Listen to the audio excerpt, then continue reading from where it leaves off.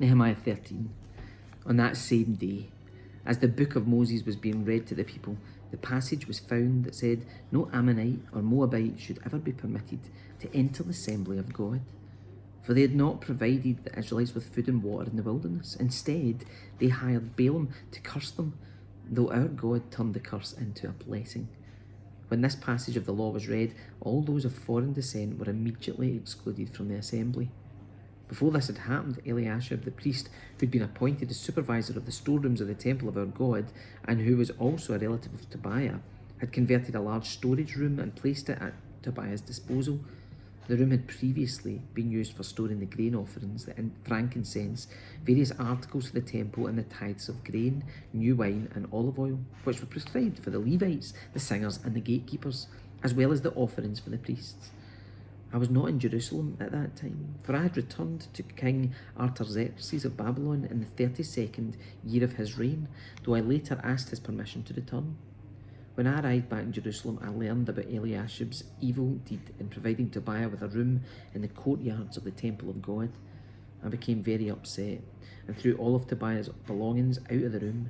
Then I demanded that the rooms be purified, and I brought back the articles for God's temple, the grain offerings, and the frankincense.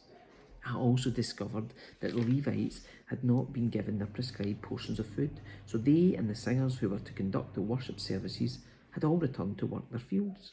I immediately confronted the leaders and demanded, "Why has the temple of God been neglected?" Then I called all the Levites back again and restored them to their proper duties. And once more, all the people of Judah began bringing their tithes of grain, new wine, and olive oil to the temple storerooms. I assigned supervisors for the storerooms: Shelemiah the priest, Zadok the scribe, and Pedaiah one of the Levites, and I appointed Hanan, son of Zaccur, and grandson of Mattaniah, as their assistant. These men had an excellent reputation, and it was their job to make honest distributions to their fellow Levites. Remember this good deed, O my God, and do not forget all that I have faithfully done for the temple of my God and its services. In those days I saw men of Judah treading out their wine presses on the Sabbath.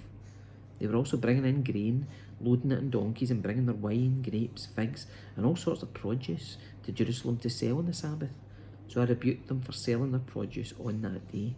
Some men from Tyre who lived in Jerusalem were bringing in fish and all kinds of merchandise.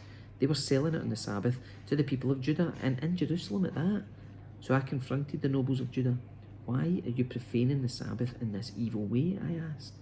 "Wasn't it just this sort of thing that your ancestors did that caused our God to bring all this trouble upon us in our city? Now you are bringing even more wrath upon Israel by permitting the Sabbath to be desecrated in this way." Then I commanded that the gates of Jerusalem should be shut as darkness fell every Friday evening, not to be opened until the Sabbath ended. I sent some of my own servants to guard the gates so that no merchandise could be brought in on the Sabbath day.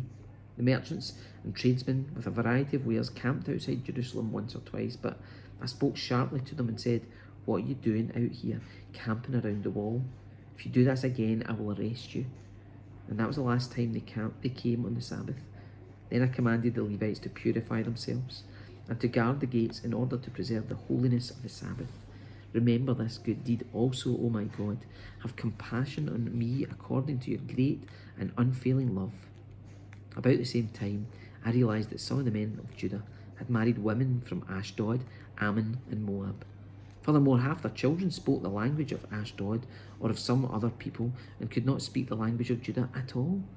So I confronted them and called down curses on them. I beat some of them and pulled out their hair. I made them swear in the name of God that they would not let their children intermarry with the pagan people of the land. Wasn't that exactly what led King Solomon of Israel into sin? I demanded. There was no king from any nation who could compare to him, and God loved him and made him king over all Israel. But even he was led into sin by his foreign wives. How could you even think of committing this sinful deed and acting unfaithfully towards God by marrying foreign women? One of the sons of Joiada, son of Eliashib the high priest, had married the daughter of Sanballat the Horonite, so I banished him from my presence. Remember them, O my God, for they have defiled the priesthood and the solemn vows of the priests and Levites. So I purged out everything foreign and assigned tasks to the priests and Levites, making certain that each knew his work. I also made sure that the supply of wood for the altar and the first portions of the harvest were brought at the proper times. Remember this in my favour, O my God.